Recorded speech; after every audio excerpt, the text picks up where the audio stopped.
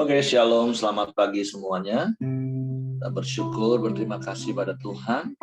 Kalau pagi hari ini kita boleh bangun lagi dengan tubuh yang diberkati, dengan kekuatan kesehatan yang baru. Dan kita bersyukur kita memasuki minggu yang baru lagi.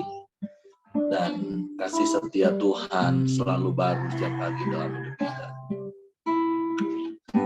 Bapa, kami bersyukur, kami berterima kasih kepadamu pagi hari ini.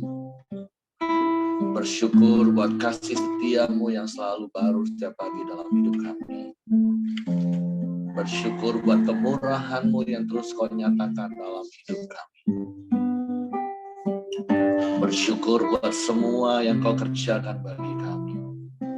Semua yang terbaik bagi kami.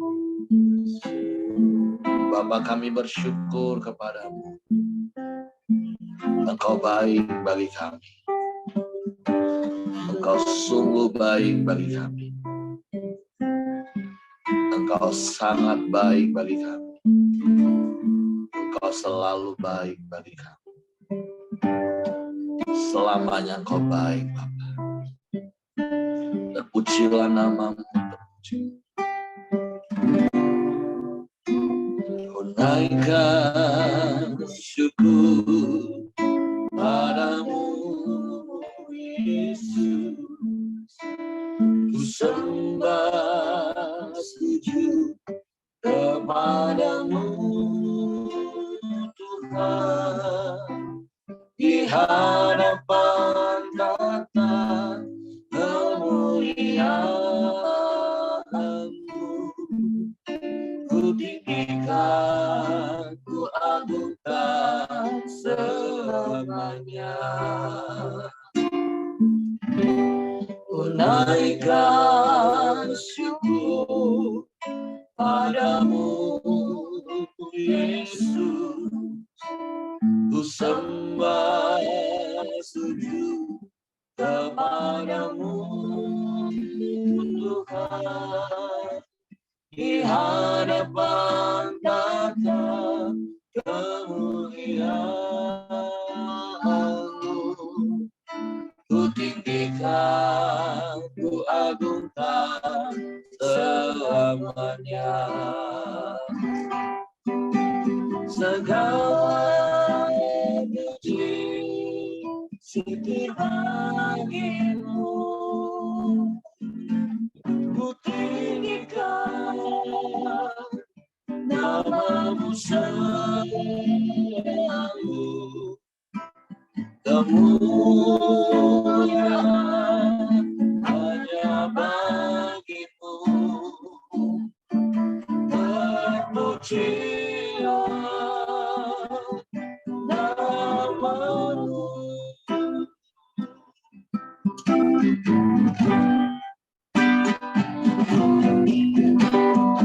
Naikkan syukur padamu, Yesus. Ku sembah sujud kepadamu, Tuhan. Di hadapan tata kemuliaan-Mu, ku tinggikan, ku agungkan selamanya. Segala puji syukur bagimu, ku tinggikan namamu selalu. Kemuliaan hanya bagimu, terpujilah namamu. Segala puji syukur bagimu, ku tinggikan namamu selalu. Kemuliaan hanya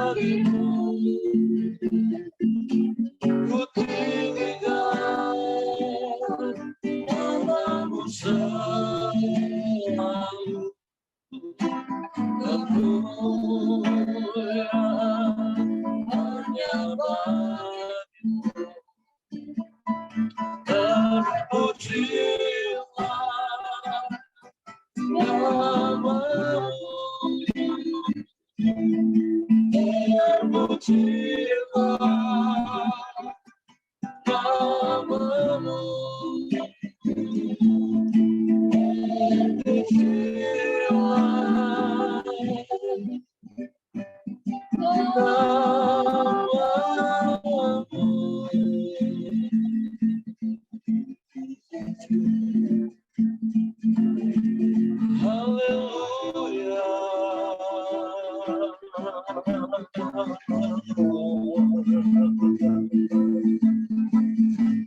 Kami naikkan pujian syukur kami kepadamu.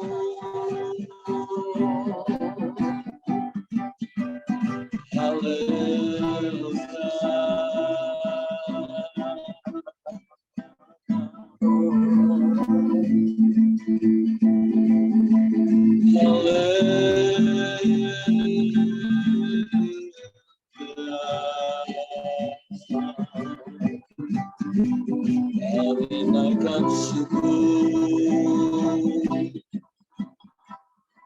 kepadamu Bapa. Kami naikkan syukur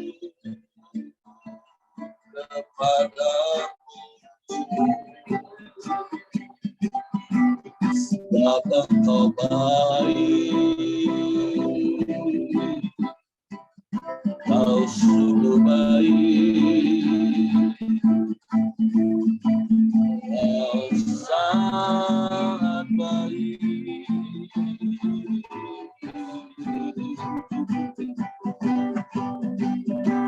Haleluya.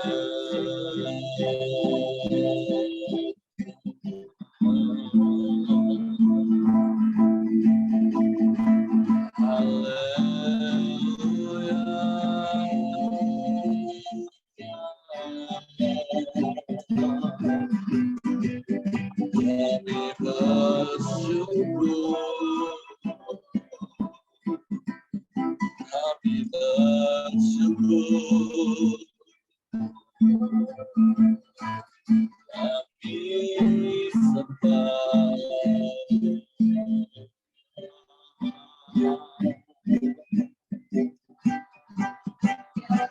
kami sembah.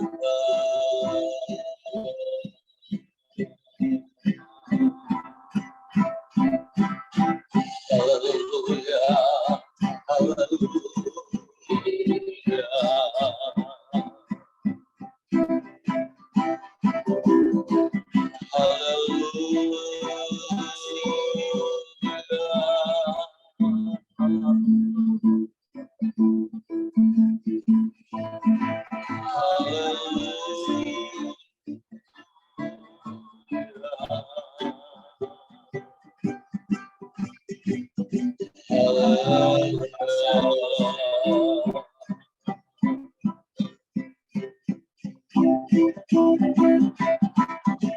Haleluya, haleluya,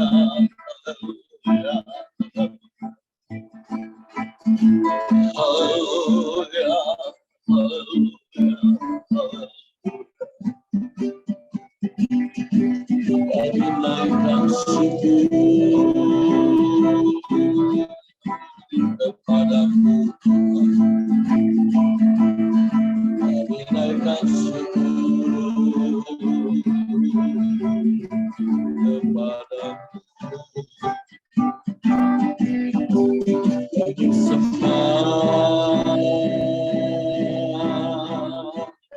kami sembah, kami puji, kami muliakan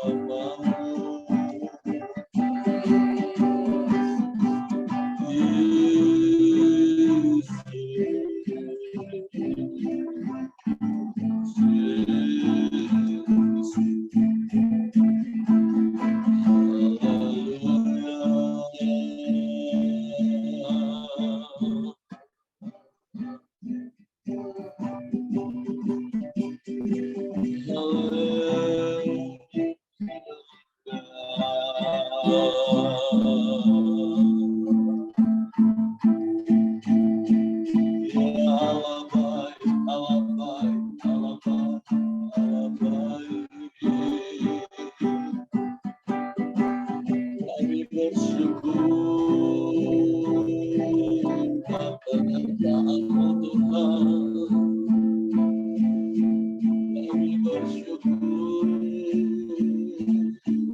buat perlindunganmu. Kami bersyukur buat kebaikanmu. Peliharaanmu sempurna bagi kami.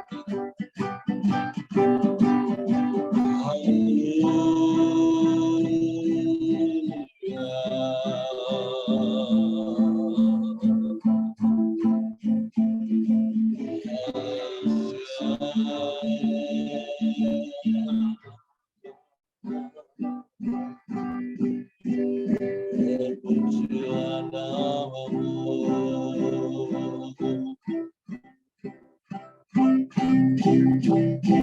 Haleluya, haleluya, haleluya, haleluya, haleluya, haleluya. Glory, glory,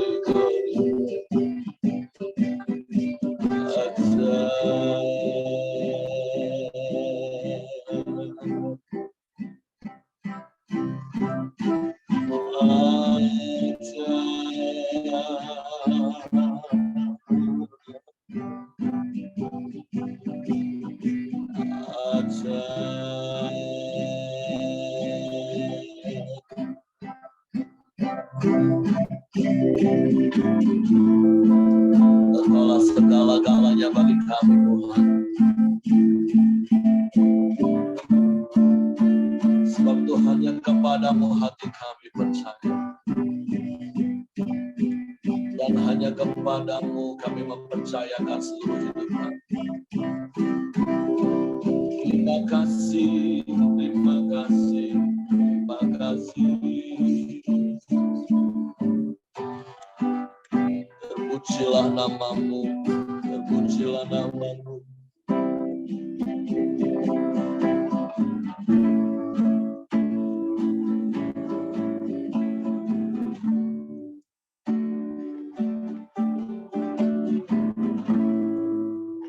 Kaulah segalanya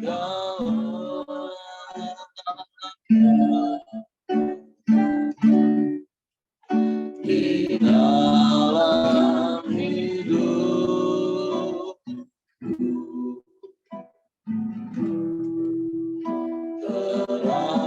Kerajaanmu, kebenaranmu, itu bagianku. Kaulah yang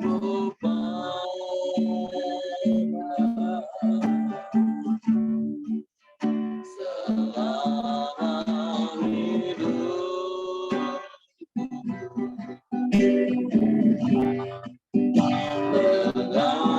Mengasihimu, memuliakanmu, Bapa dan Rajaku.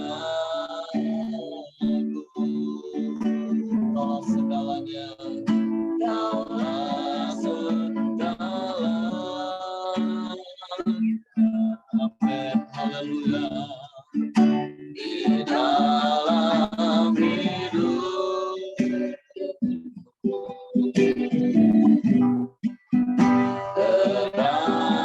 kerajaanmu, kebenaranmu, itu bagianku.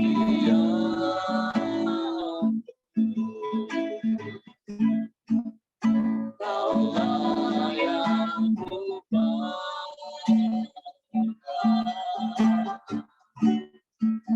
selama hidup.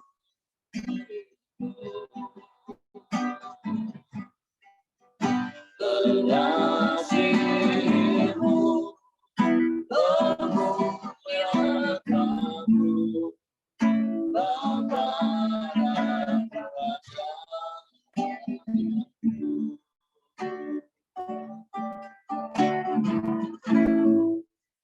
Kaulah segalanya. haleluya. Di dalam hidupku, amin. Kerajaanmu, kebenaranmu, itu bagianku.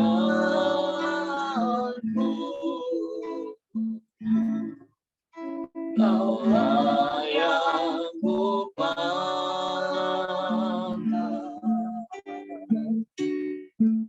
selama hidup.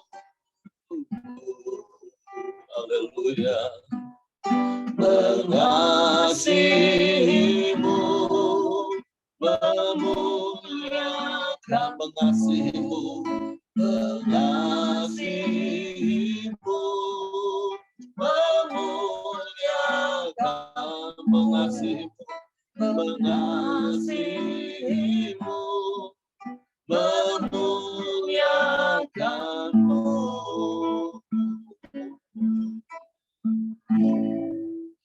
Bapa dan Rajaku.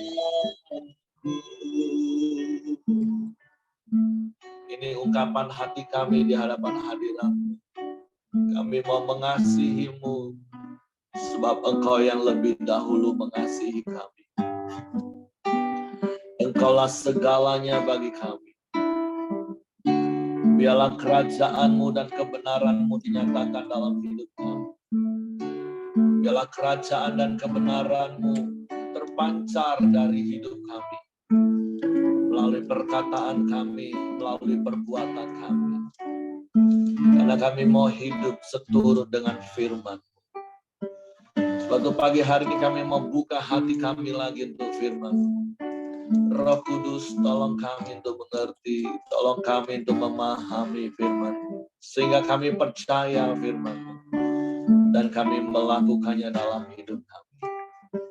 Dalam nama Yesus Tuhan, kami sambut firman-Mu. Haleluya, haleluya, haleluya. Amin.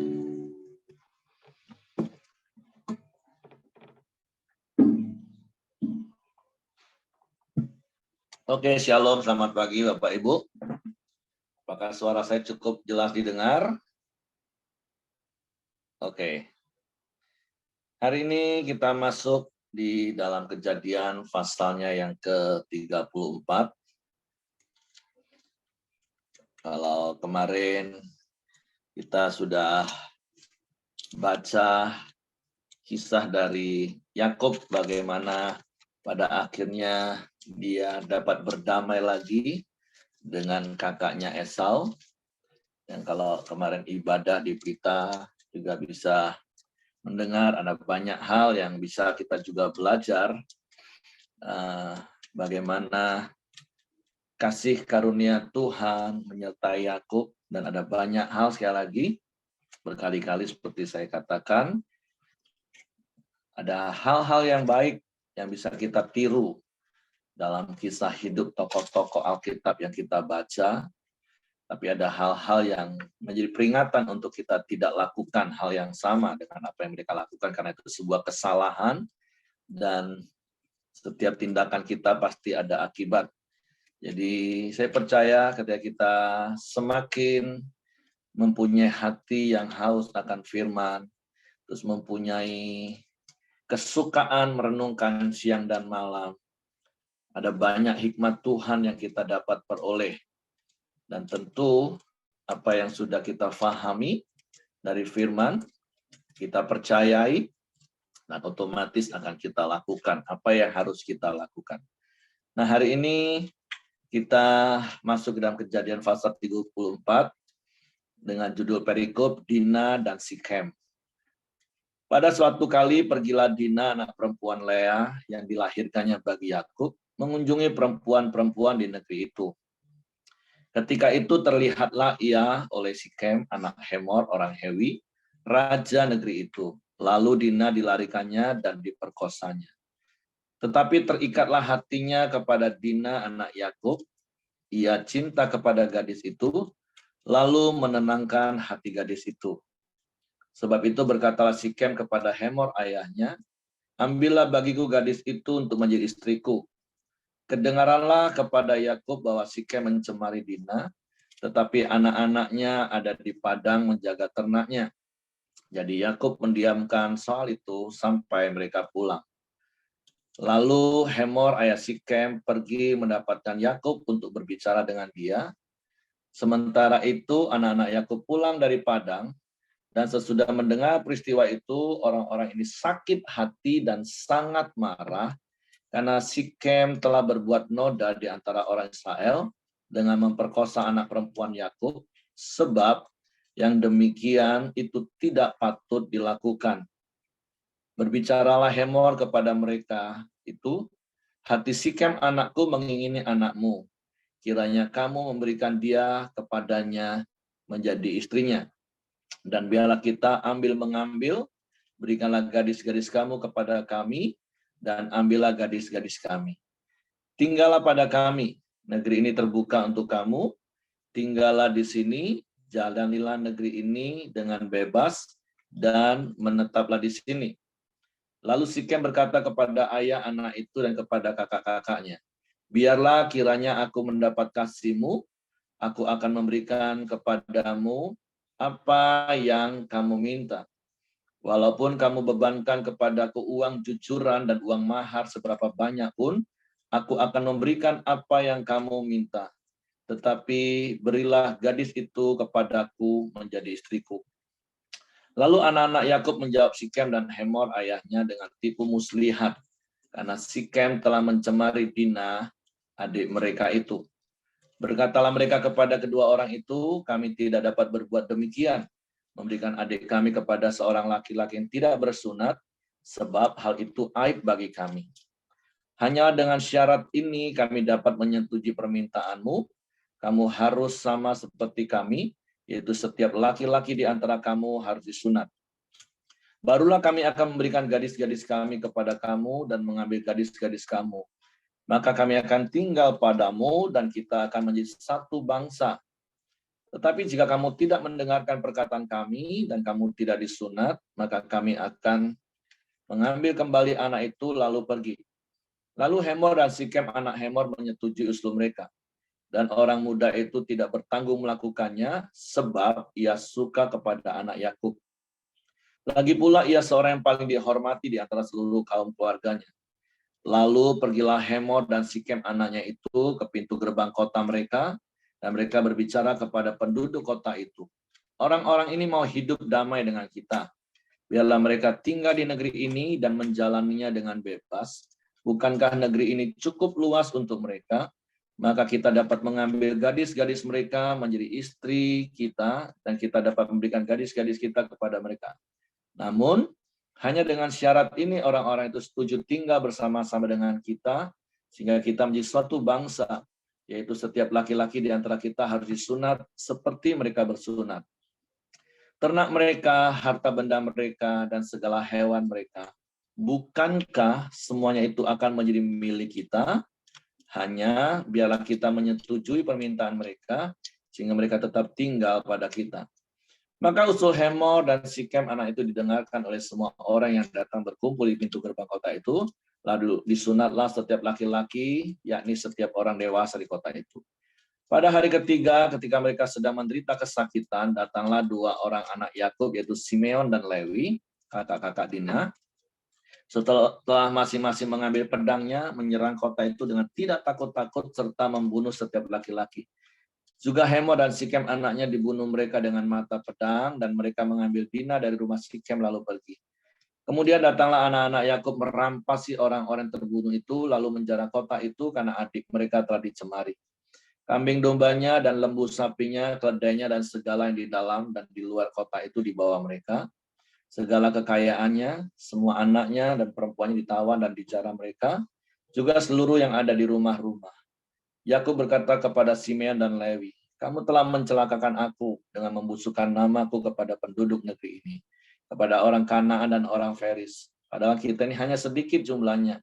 Apabila mereka bersekutu melawan kita, tentulah mereka akan memukul kita kalah dan kita akan dipunahkan, aku beserta seisi rumahku. Tetapi jawab mereka, mengapa adik kita diperlakukannya sebagai seorang perempuan sundal? Nah, tentu sekali lagi kisah ini adalah kisah yang tidak asing lagi bagi setiap kita. Dan tentu Bapak Ibu juga nanti akan mendapatkan hal-hal yang baru yang juga Bapak Ibu boleh sampaikan supaya kita boleh sama-sama menerima berkat Tuhan dari pencerahan yang Tuhan berikan bagi setiap kita masing-masing. Nah, ada beberapa pembelajaran dari kisah yang kita baca pagi hari ini. Hal yang pertama, sekali lagi kita belajar dari Yakub. Nah, hal yang penting sekali lagi seperti Eko katakan, komunikasi itu adalah dasar kehidupan. Dan kita mau terus belajar berkomunikasi dengan benar, sehingga apa yang kita sampaikan itu dapat ditangkap dan dimengerti dengan benar oleh orang yang mendengar informasi yang kita sampaikan.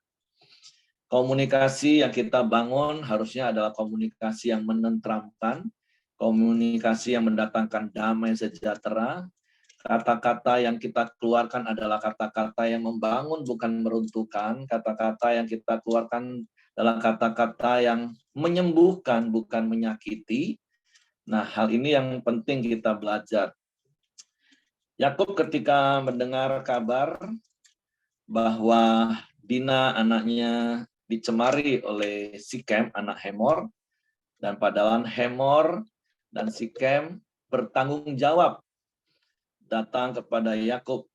Nah, tetapi pada waktu itu Yakub diam, tidak berespon karena dia menunggu anak-anaknya yang lain, anak-anak lelakinya pulang dari padang. Nah, jadi pembelajaran yang pertama yang harus kita belajar, kita sebagai orang tua menyampaikan sesuatu kepada anak-anak kita, sampaikanlah dengan bijak. Termasuk kepada siapapun juga. Jangan kita menjadi provokator yang manas-manasin hati orang. Terlepas memang keadaannya itu, apa yang terjadi dan apa yang dilakukan oleh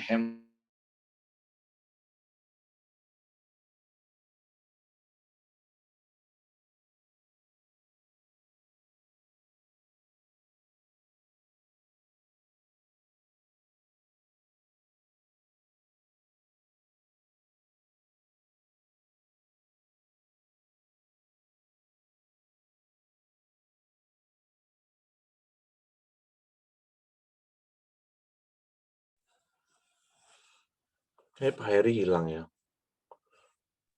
Iya, suaranya tidak ada tuh. Tertekan Pak, mereka itu mungkin tertekan suaranya. Bukan, sorry, sinyal IndiHome memang agak error hari-hari ini, jadi tiba-tiba mati. Jadi saya ganti ke kuota saja. Ya, jadi sekali lagi, maaf, pembelajarannya adalah mari kita belajar menjadi penyampai kabar itu yang mendatangkan damai sejahtera. Terlepas situasinya memang mungkin tidak baik, tetapi ketika kita bisa menyampaikan dengan cara yang baik, maka tentu keadaannya bisa jadi baik. Makanya ada nilai yang terus kita pegang teguh, bukan soal salah atau benar, yang penting respon. Ada begitu banyak peristiwa yang sebenarnya tidak benar, memang tidak baik, tapi ketika kita bisa mengkomunikasikannya dengan baik, maka keadaan selanjutnya menjadi baik.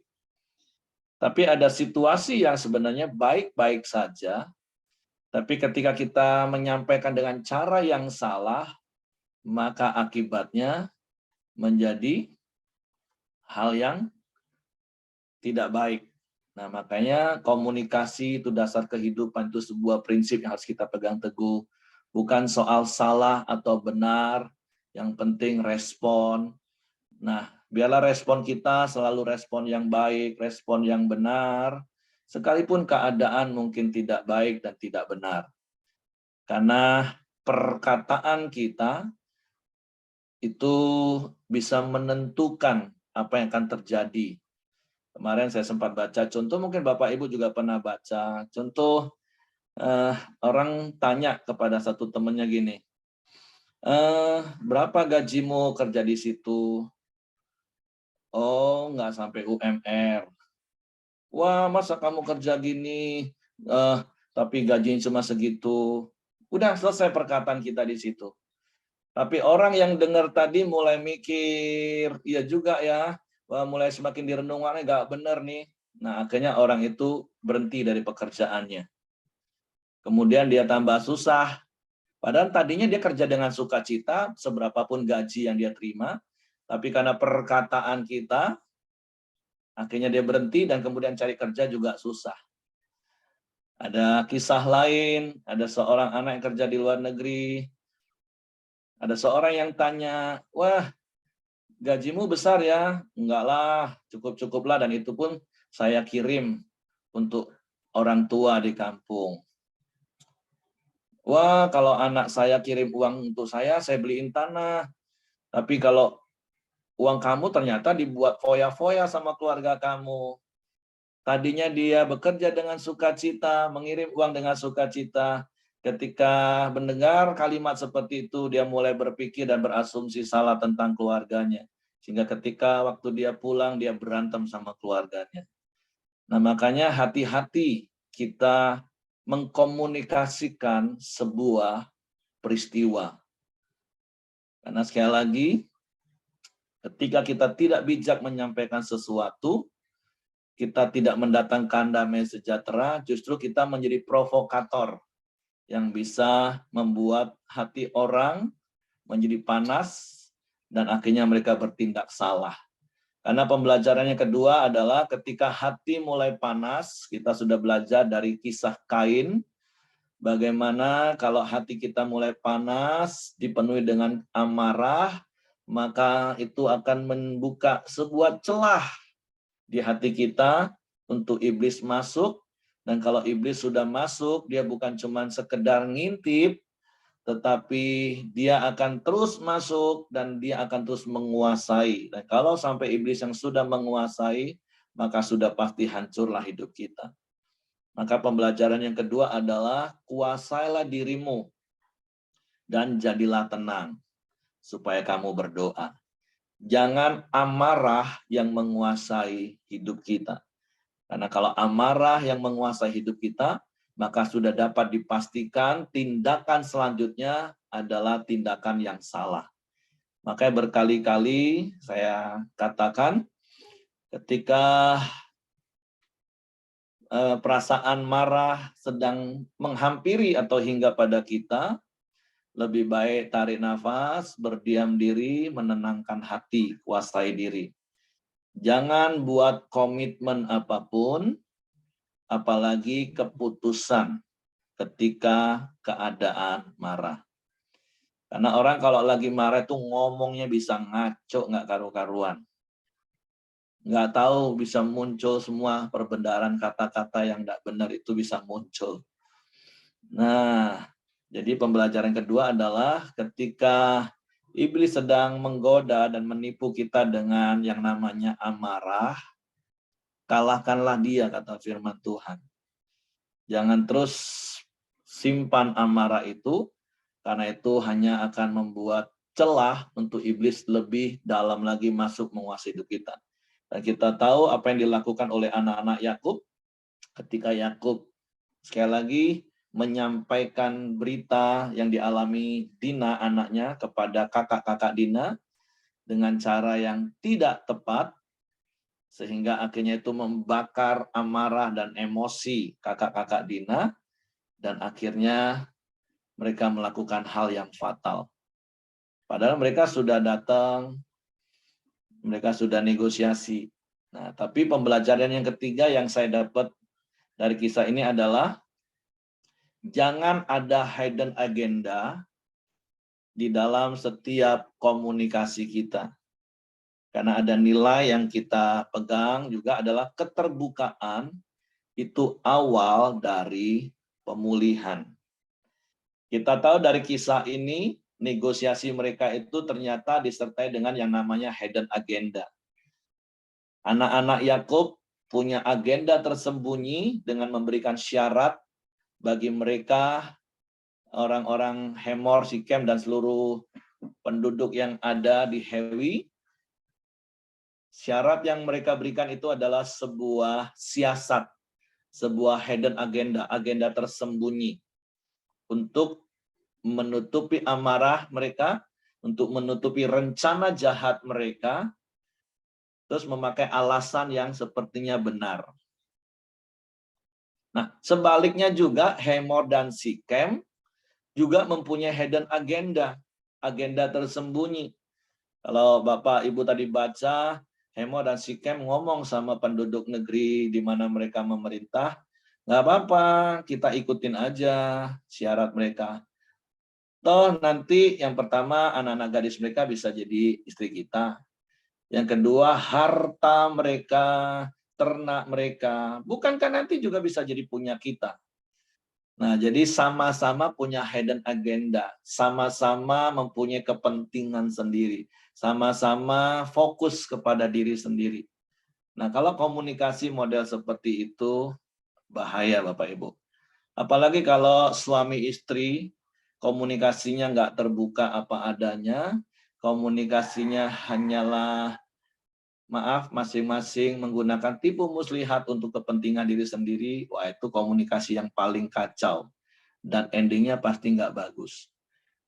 Makanya mari kita belajar ketika kita berkomunikasi, apalagi kalau itu bicara soal suami istri, orang tua, anak, belajarlah berkomunikasi terbuka apa adanya. Kalau salah ngaku salah, kalau benar juga nggak usah arogan, karena sekali lagi bukan soal salah atau benar, tapi kita fokus pada solusi, bukan pada masalah. Dan selesaikan itu dengan hati yang tulus, bukan untuk kepentingan diri masing-masing. Oke, jadi itu saja mungkin yang bisa saya sampaikan pagi hari ini. Jadi yang pertama, cara kita berkomunikasi. Jadilah pembawa-pembawa damai, bukan provokator. Terlepas berita yang kita bawa itu adalah sebuah peristiwa situasi yang tidak baik yang kita alami. Tapi ketika kita bisa menyampaikan dengan baik, itu bisa mendatangkan damai sejahtera bagi orang. Nah, yang kedua, jangan sampai amarah menguasai hati kita. Karena kalau amarah yang menguasai hati kita, itu akan ada celah untuk iblis masuk dan menguasai. Dan tentu itu akan membuat kita buat keputusan yang salah, kita akan bertindak salah dan menanggung akibat dari kesalahan itu. Dan yang ketiga, komunikasi itu harus terbuka, seimbang dua arah, dan tidak ada agenda tersembunyi untuk kepentingan diri sendiri. Tapi bicara untuk kebaikan bersama. Fokus pada solusi, bukan masalah.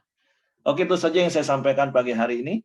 Silakan Bapak Ibu yang lain kalau mau menambahkan apa yang didapat dari kisah ini. Kalau tidak ada, saya serahkan kepada Hengki. Ya, mari kita masuk dalam doa kita di pagi hari ini.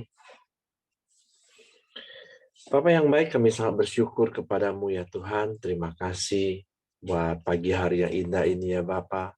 Buat setiap kami yang terus hadir, datang, menyembah, memuji, dan meninggikan nama-Mu ya Tuhan. Kami sangat bersyukur di pagi hari ini ya Bapa. Kami bisa terus ya Tuhan hadir, datang kepada Engkau ya Bapa.